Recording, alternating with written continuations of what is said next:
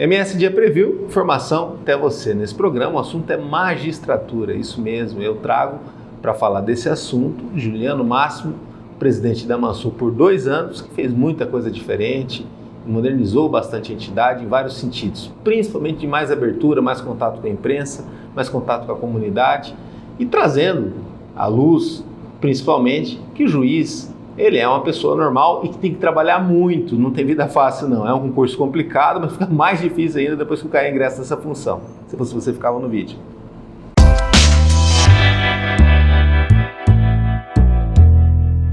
Doutor Juliano, feliz aqui por ter o senhor na MSD, honra, faltava essa entrevista, né?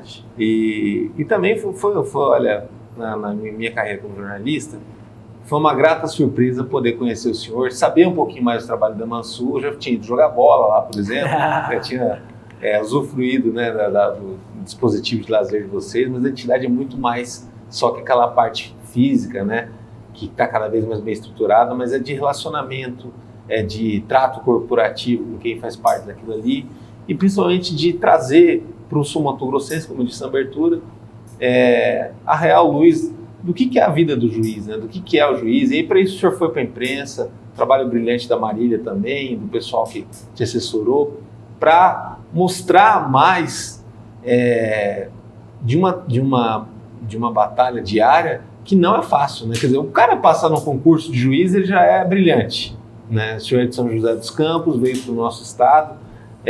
Conta um pouquinho mais da sua história, da escolha por ser juiz. Danilo, primeiro, uma alegria estar aqui. Fico muito feliz de participar com você no finalzinho da minha gestão e poder trazer um pouco da magistratura. Bem, eu sou de São Paulo, nasci em São José, mas morei toda a minha vida ali ao lado, em Jacareí.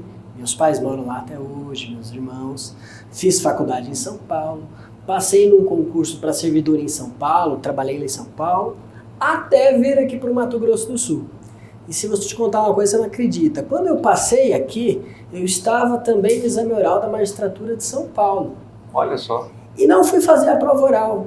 Desisti da prova oral de tão bem que eu estava aqui no Mato Grosso do Sul. Não tem isso. E você já tinha vindo aqui? Já, nunca tinha vindo. Só vim para o concurso. Mas eu me senti tão bem acolhido, gostei tanto do estado e da cidade, que acabei ficando aqui. A família não ficou feliz no início, mas agora já entende. O senhor vai para Porto Murtinho primeiro, né? Depois, hoje em dia, está em Aquidauana, está lotado em Aquidauana. Isso, eu fiquei... Porto Murtinho agora virou a cidade da moda em Mato Grosso do Sul por conta da Rota Bioceânica. Exato. Mas o senhor vai para lá em 2006, né? Já dava para vislumbrar um futuro para a cidade? Já havia essa discussão? Porque a localização geográfica dela sempre teve ali. Sempre, né? mas em 2006 não me lembro desse debate, não. Não dava para se pensar. Não dava. Estava tudo muito distante. Né? Muito distante também, uma cidade que não tem cidades próximas, né? E a única referência que eu tinha para chegar lá, que eu não conhecia, era quando chegar em Jardim, abastece o carro. Aí fui para lá, foi uma experiência magnífica como magistrado, conhecer a realidade de uma cidade que faz fronteira com o Paraguai, é só o Rio Paraguai que divide ali com o Paraguai. E é uma cultura diferente. Para mim foi algo que me enriqueceu na minha vida. Fui muito bem acolhido. O povo mortiense é muito acolhedor. Isso me fez, inclusive, gostar muito da cidade. Obviamente que a carreira é natural, que eu vá para uma cidade maior, como estou em Aquidauana há 12 anos, e continuo firme até chegar em Campo Grande. Logo, logo chego aqui. E aí, são realidades, como o senhor falou, diferentes, né?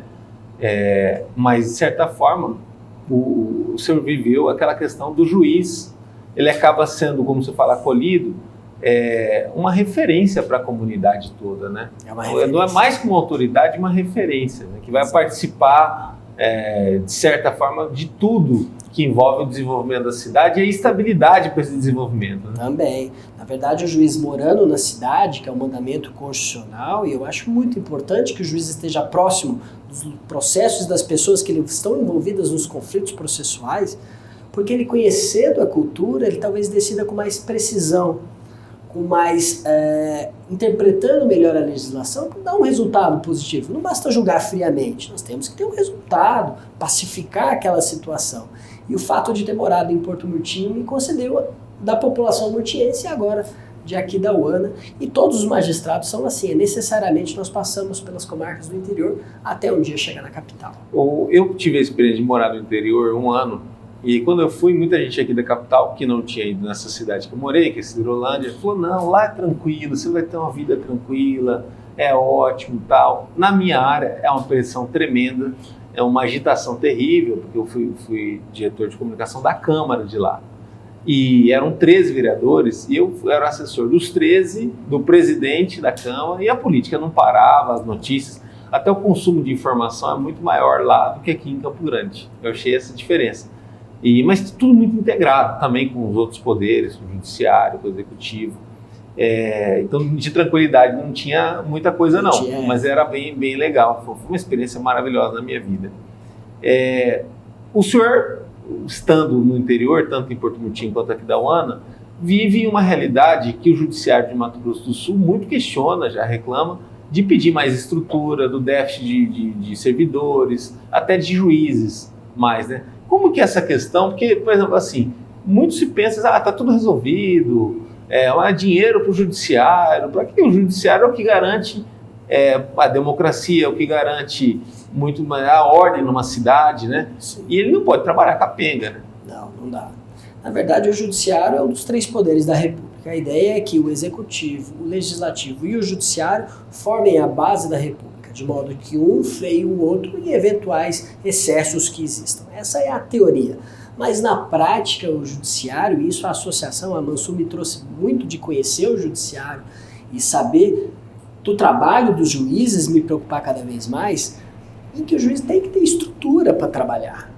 Você imagina hoje a distribuição no nosso estado de Mato Grosso do Sul de processos em primeiro grau, que é a justiça, estamos em 420 mil processos só em 2022. Para quantos juízes? Para exatamente 190 juízes de primeiro grau. Meu Deus, é uma exigência de produtividade gigantesca, não só do juiz, mas da equipe dele. Absurdo, é muito elevado. Tanto que o nosso tribunal, comparado com o Brasil, ele é considerado de pequeno porte. Porque nós somos um estado pequeno, população quase 2 milhões aproximadamente, e nós temos uma distribuição de 400 mil, até mais de 400 mil, comparada a uma distribuição de tribunais de médio porte. Estados como Goiás, estados como o Distrito Federal, e a nossa distribuição se equipara a estados maiores. Por conta da demanda? Por conta da demanda, existe... Talvez por ser fronteira, conta muito isso? Conta também, mas existe também uma cultura, uma litigiosidade extremada, né? Uma cultura que talvez nós na faculdade de Direito, a gente tenha que mudar.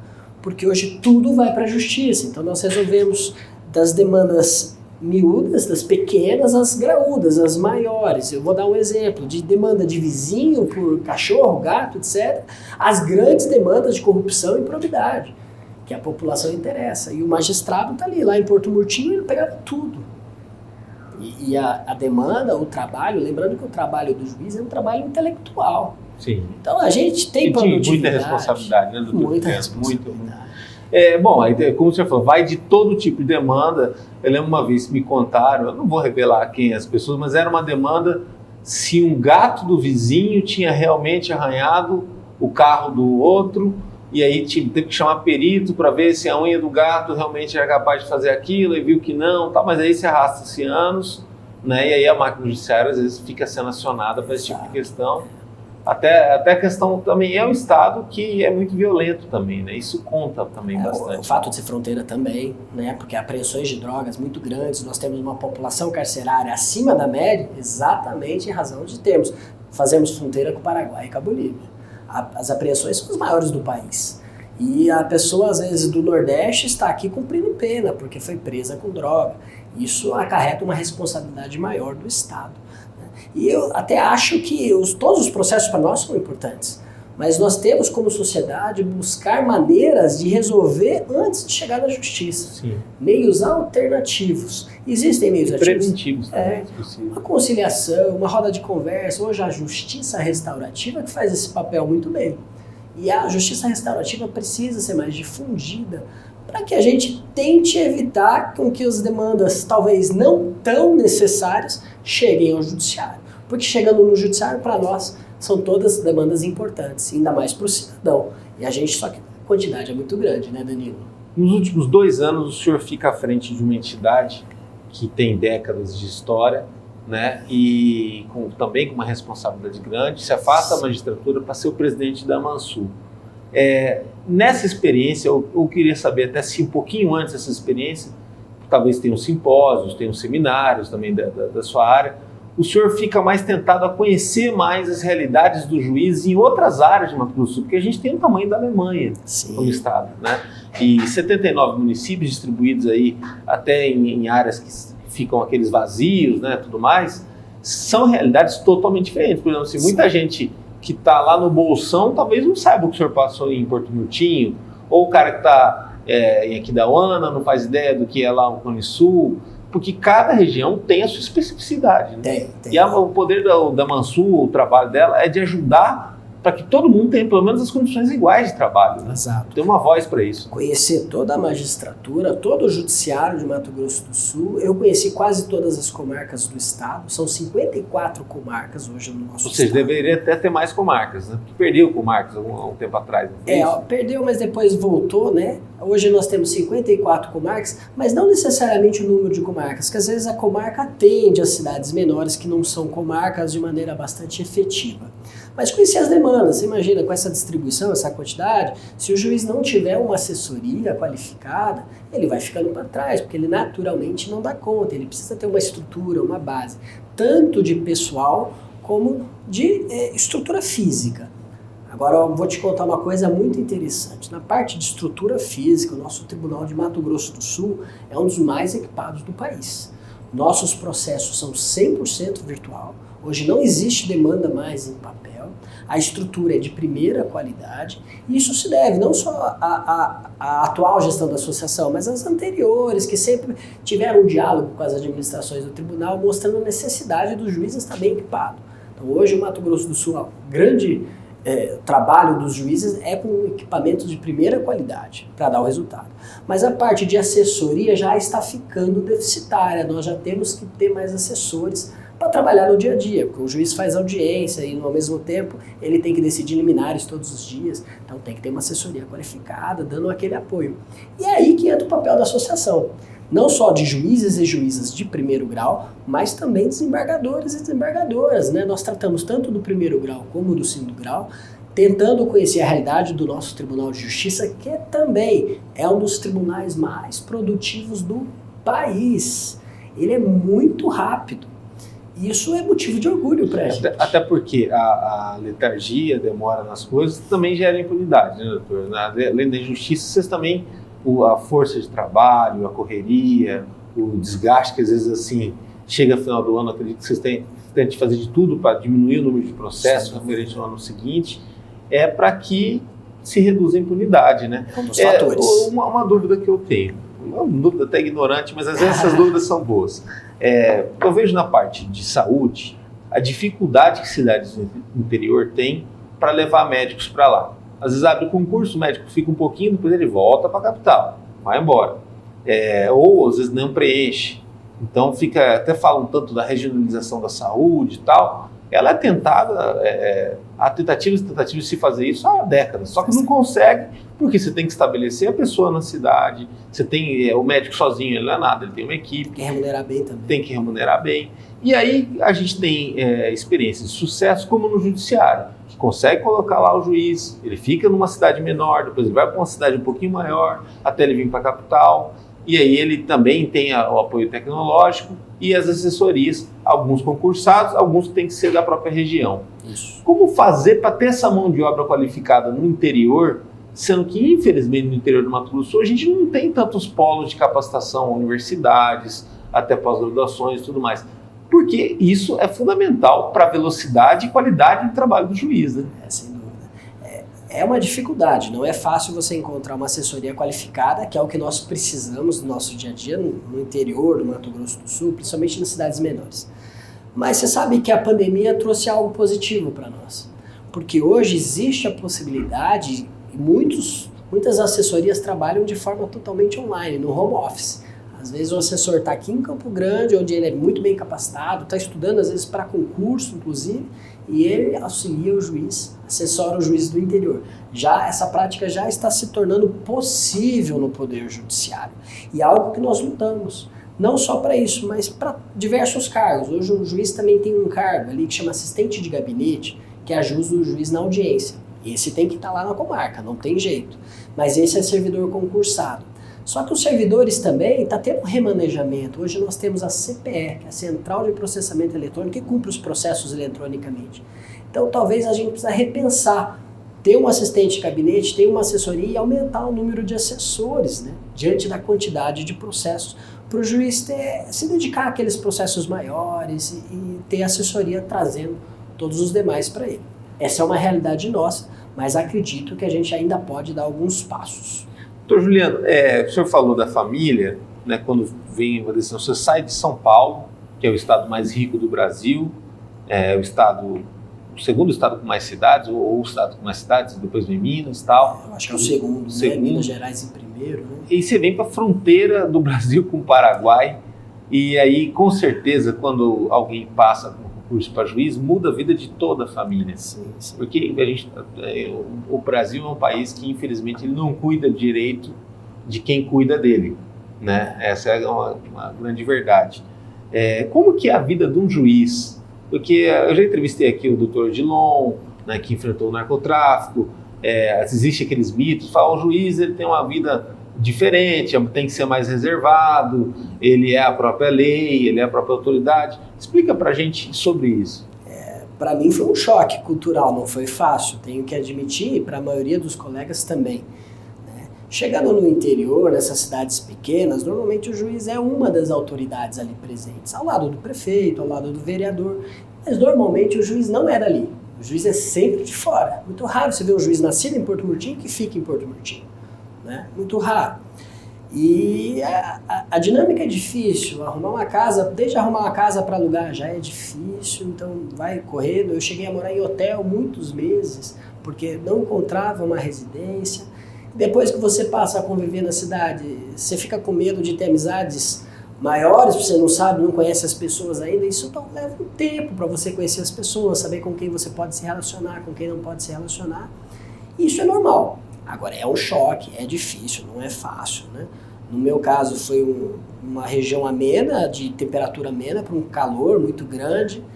Um trabalho, na época, estava um pouco atrasado, então eu me dediquei muito ao trabalho e consegui... E é uma vida doutrinada também, né? Porque, como o senhor fala, com essa pressão por produtividade, que muita gente não imagina, acho que a vida o juiz passou, tá com boi na sombra, né? Não é bem assim, a pressão por produtividade é gigante, porque a sociedade imprime isso a ele. E o juiz ou a juíza que ele tiver naquela necessidade de estar correndo o tempo todo, tem que cuidar da saúde, tem que estar acompanhando, se atualizando também, para isso tem um simpósio, jurisprudência e tal, e ao mesmo tempo ele dá essa impressão quem está de fora que ele está sempre sozinho, sempre isolado. Como o senhor fala, tem as assessorias e tal, mas na hora da decisão é o martelo dele que bate. Isso também tem que ter uma preparação psicológica também para isso. Porque é uma dificuldade muito grande você ir para um mundo que você tem que estar estudando, trabalhando, decidindo coisas muito sensíveis para a sociedade e você passa a decidir sozinho. Né? Você tem um certo poder. É difícil, isso tem que ser trabalhado, está sendo trabalhado pela nossa escola judicial com os juízes, para que eles, no momento da decisão, não analisem só a análise micro, mas tenham uma visão macro do que pode acontecer dali, até para que ele fique mais tranquilo, não fique ansioso. Mas lembrando que isso, paralelo, tem a vida pessoal do juiz, que acaba ficando bem restrita, tem a vida familiar também, às vezes tem filho que tem que cuidar, tem todas essas dificuldades que demoram um tempo até se acostumar, conhecer a cidade, saber o hospital, etc. São coisas naturais da vida. Né? Então existe essa dificuldade, agora a cobrança é muito grande. Além da sociedade cobrar, e a sociedade está no direito dela de cobrar uma resposta, nós temos hoje o CNJ, que estabelece diversas metas anuais. Então, o juiz, por exemplo, no nosso estado, uma das metas é julgar mais processos do que os processos que entraram naquele ano. É a nossa meta 1. Por ano entra mais ou menos com 70 mil processos, algo assim? Varia muito de vara, né? Depende muito da vara. Então, nós temos no estado 420 mil novas ações. Ações, 420 mil novas ações. Virando o ano entra tudo isso. E 800 mil em trâmite. Então, o juiz, além de dar conta dos processos que estão andando, entra mais 420 mil. Ou seja, de 2 milhões de pessoas. É como se a cada 5 somatogrossenses não tivesse com processo. Novo. Em trâmite é como se fosse a cada 2, um tivesse um processo. Porque nós temos quase um litígio gigante mesmo. É muito grande. Existe uma litigiosidade que eu chamo de excessiva em alguns pontos, outros podem dizer que não, mas eu acho que chega a ser excessiva e a gente tem que buscar mecanismos para isso. E se o juiz não cumprir a meta, Danilo, que é interessante, a corregedoria vai atrás do juiz, vai pedir ofício para o juiz, vai abrir procedimento para analisar a situação do juiz, o que está acontecendo, é problema pessoal, é problema de saúde, é problema de assessoria, vai tentar. E aí entra a associação para dar o suporte ao juiz, acompanhar aquele magistrado. Então é uma função social, né? Também.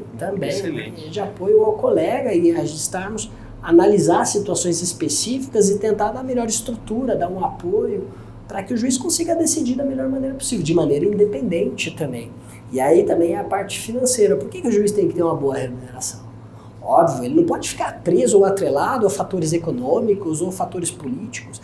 Ele tem que ser a sua independência. E a justificativa é muito nobre até. Sim, até porque a justiça é garantida da democracia, né? Sim. Sem justiça a gente fica aí, como fala, cada um por si, aquela coisa do lei do mais forte, que já existe em áreas onde o Estado meio que não alcança, né, doutor? Também tem isso muito no interior, os estados, os tribunais paralelos, né, em periferias aí também, que é muito triste. Agora, o senhor é um cara que se comunica muito bem, né? Sempre fala, o juiz é um cara reservado e tal, mas aí cada um tem o seu perfil pessoal. E o senhor se comunica muito bem e escolheu como estratégia desse ciclo de mandato falar mais com a imprensa, divulgar mais ações da Mansul. Como que foi para vender essa ideia também aos seus pares? Para explicar que isso seria muito importante, que era necessário no mundo de rede social, no mundo onde todo mundo se comunica tanto, né? E tem sede de informação. Danilo, acho que a ideia foi trabalhar com os colegas o seguinte: hoje o judiciário está todos os dias na mídia, né, todo tipo de mídia. Só que está um grande judiciário, os tribunais superiores, na grande maioria das vezes, são raros os casos que aparecem, casos da justiça de primeiro ou segundo grau, são menores. Qual é a ideia? A gente trabalhar com a mídia, às vezes explicando uma notícia que às vezes não está no caminho jurídico adequado, mostrando que aquilo lá às vezes veio de uma participação de um juiz. Vou te dar 2 exemplos rápidos. Primeiro exemplo, a mídia falava há um tempo atrás a operação do Ministério Público. Só que toda operação que foi pedida pelo Ministério Público teve uma decisão fundamentada de juiz. Sim, verdade. E às vezes a notícia aparece apenas que o Ministério Público fez a operação. Não, a decisão é judicial, é um cumprimento de uma decisão judicial. Esse é um tipo de esclarecimento. Mas aí também não fica naquela coisa, doutor, a mídia, ainda mais a mídia dos últimos 10 anos, é uma mídia imediatista, é uma mídia polarizada, é uma mídia superficializada em muitas questões, e que se é na internet, que é o clickbait, que é link, que é acesso. Se é na imprensa, como a gente tinha antigamente as revistas ou jornais, às vezes que é só a manchete e às vezes é a pegadinha para o leitor, né? O cara olha uma manchete de um jeito, lá dentro tem outro assunto. Na rádio, na hora de dar notícia, se não é uma notícia daquele momento, quando vai fazer os boletins, acaba não entrando tão forte no assunto. E as televisões vêm de tempo, vêm de segundo, vêm de minuto, elas não aprofundam tanto. Os promotores, eles dão mais entrevistas. Perceberam isso nos últimos anos, que era uma forma até de valorizar o trabalho, talvez por se verem em risco. E os juízes não davam tantas entrevistas, não era tão fácil. Será que não foi isso também que pendeu um pouco a balança? Acho que sim. O que é ruim para a informação, porque, como o senhor falou, a informação verdadeira é que o juiz que autoriza uma operação. Exato, mas aí tem um problema todo por trás disso. Hoje, pelo nosso código de ética e pela lei orgânica da magistratura, nós não podemos dar entrevista nos casos concretos. Entendi. Porque na entrevista, às vezes você solta um comentário que pode ser interpretado, esse vai condenar, vai absolver. Ou pode dar problema para o processo. Então nós não damos, inclusive orientamos os colegas a não darem entrevistas nos casos concretos. É melhor que o Ministério Público divulgue. O que a gente pede é só que a divulgação seja mais real, né? Não o MP faz a operação, ou a polícia fez a operação, mas que existe uma decisão judicial fundamentada atrás dela. Esse é um exemplo. O segundo exemplo que eu ia dar é essa comunicação com a mídia, e esse foi um exemplo que eu gostei muito, foi levar para a mídia, para a imprensa de uma maneira geral, os casos bacanas da justiça, os casos positivos. em que a sociedade, as pessoas mais simples vão poder ver aquilo como algo interessante. Ou seja, ver que a justiça funciona. Exato. Né? Não cair naquele discurso, o Brasil não tem justiça. Até, por trás do que está acontecendo, é claro que a gente sempre quer algo melhor. Mas tem muito trabalho, tem uma equipe gigante de servidores, né? Muita responsabilidade.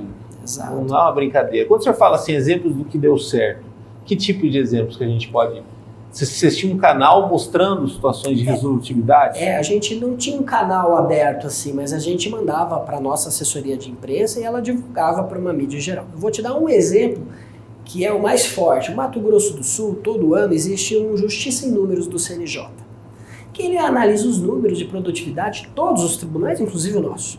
O nosso tribunal, já pela quarto ou quinto ano consecutivo, é o tribunal que faz mais conciliações e mediações no país. Ou seja, a linha do que a justiça precisa. Exato. Né? Então, quer dizer, os outros tribunais têm uma média de 12%, 15% de conciliação, o nosso é 30%. Nossa, bastante, hein? É quase o dobro.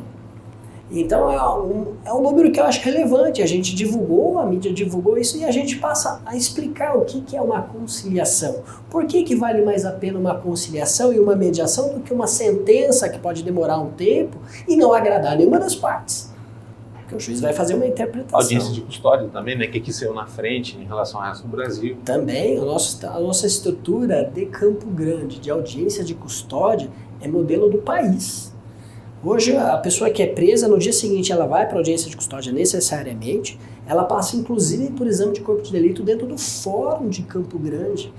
Não existia, pelo menos até pouco tempo atrás, nenhuma outra cidade do país que tinha essa estrutura. São essas pequenas coisas que nós divulgamos e mostramos, essa é uma prática interessante. Mato Grosso do Sul está um pouco à frente. E a gente também procura o que outros tribunais fazem para tentar trazer o que é bom para a nossa justiça. São alguns exemplos de como nós conversamos com a mídia nesses 2 anos. O senhor cumpre esse papel de 2 anos na Mansul, agora volta para a magistratura, para Aquidauana. O que esperar dessa nova diretoria? Queria que o senhor falasse um pouquinho mais da chapa que agora toma posse, né, para ano que vem, e os rumos da Mansul e os rumos do senhor também na magistratura, os sonhos. Lógico. Bem, quem ganhou agora... A sua participação na entidade a partir dessa nova... Voltar à sua antiga função? Sim, vou falar um pouco de mim, depois eu falo da nova chapa. Bem, para mim, eu já cumpri a missão que eu me propus a fazer, foi muito interessante. Para mim foi um crescimento pessoal.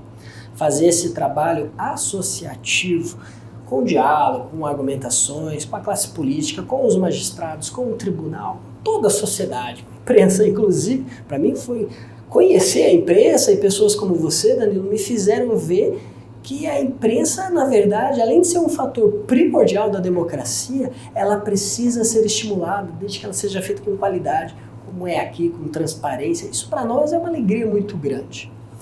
Então eu volto, acho que a missão cumprida, volto para Aquidauana, na expectativa, lógico, de ser promovido para Campo Grande, mas eu volto para lá, também quero voltar a trabalhar nos processos, a saudade, faz 16 anos que eu trabalho como juiz, e estou feliz para voltar trabalhar nesse processo.